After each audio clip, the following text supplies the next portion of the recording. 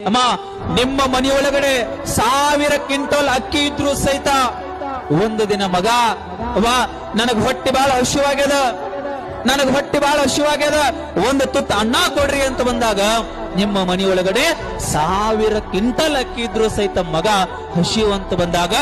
ಒಂದು ದಿನ ಗಂಜಿ ಕುಡಿಸಿ ತೋರಿಸ್ರಿ, ಬದುಕು ಅನ್ನುವಂಥದ್ದು ಮಕ್ಕಳಿಗೆ ಅರ್ಥ ಆಗುತ್ತದೆ, ನಿಮ್ಮ ಮನೆಯೊಳಗಡೆ ನಿಮ್ಮ ಬ್ಯಾಂಕ್ ಬ್ಯಾಲೆನ್ಸ್ 1000 ಕೋಟಿ ರೂಪಾಯಿ ಎಪ್ಪಡಿ ನಿಮ್ಮ ಬ್ಯಾಂಕ್ ಬ್ಯಾಲೆನ್ಸ್ ಆಗಿದ್ರೆ ನನಗೊಂದು 10,000 ರೂಪಾಯಿ ಬೇಕಾಗ್ಯಾವ ಅಂತ ಮಗ ಬಂದ ಕೇಳಿದ್ರ